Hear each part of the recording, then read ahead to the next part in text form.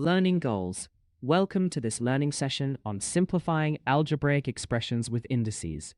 In this course, we shall address Introduction to Index Laws, Applying Powers to Expressions, Negative and Fractional Indices, Multiplying and Dividing Terms, Combined Simplification Practice. There will be a quiz at the end to test your knowledge.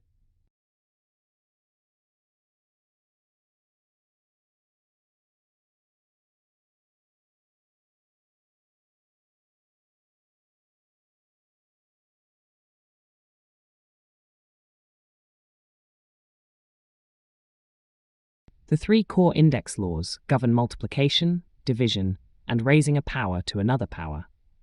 These rules were formalized over centuries, with significant contributions from mathematicians like René Descartes in the 17th century, who popularized the use of superscripts for exponents.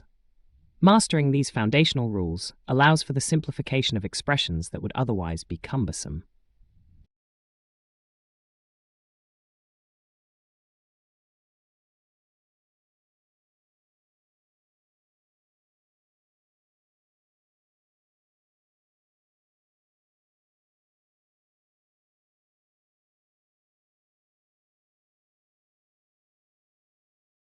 It is crucial to remember that any variable appearing without an explicit power actually has a power of 1. For example, y is equivalent to yn. This understanding is vital when applying the power rule, as seen in expressions like 4x to p y squared, where the exponent 2 applies to 4xq and yn individually, yielding 16x thrice y. Algebraic expressions can use negative and fractional indices. These represent reciprocals and roots, respectively, expanding our ability to manipulate equations. A negative exponent indicates that the base should be moved to the denominator of a fraction, making the exponent positive. For example, x squared is the same as 1x squared. This is particularly useful when dealing with very small numbers in scientific notation, such as 10 more representing 0.001. Fractional indices denote roots. For example, a vrone is equivalent to the nth root of a. A common application is the square root, which can be written as a half forward. These rules allow for a more compact and consistent way to express roots and reciprocals. This simplifies complex radical expressions into exponential forms for easier manipulation. Multiplying algebraic terms. When multiplying algebraic expressions, a systematic approach ensures accuracy. First, multiply any numerical coefficients together. For example, in 6pq multiplied by 3pqqq, the numbers 6 and 3 are multiplied first to get 18. This step establishes the new numerical part of the simplified term. Next, combine the powers of identical variables by adding their exponents. According to the index law, a and hence a equals a. For instance, p multiplied by p becomes p phi, and qm multiplied by q becomes q4. This process is analogous to calculating the area of a rectangle where side lengths are given as algebraic expressions, such as 2x by 3x, resulting in an area of 6x squared.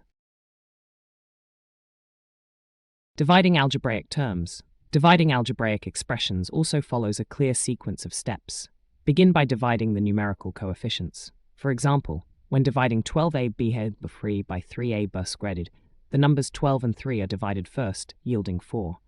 This forms the new numerical part of the simplified expression.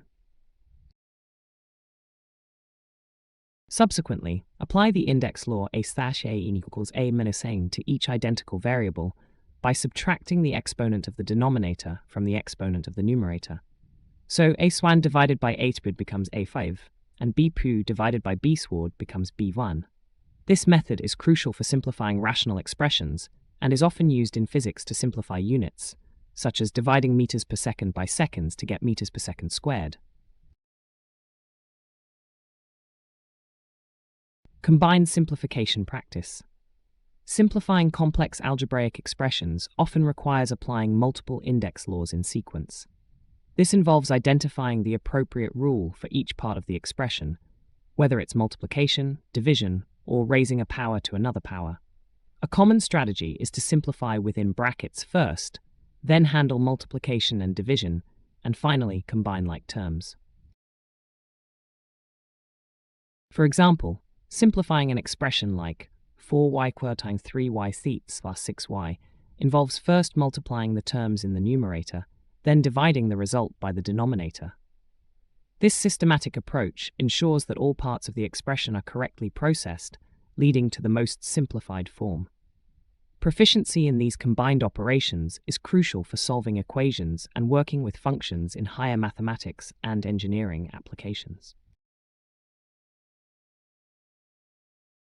Summary. Well done, you have completed the course Simplifying Algebraic Expressions with Indices. You should now be familiar with Introduction to Index Laws, Applying Powers to Expressions, Negative and Fractional Indices, Multiplying and Dividing Terms, Combined Simplification Practice. Should you need to revisit any of the topics in this course, please use the menu at the bottom of the screen.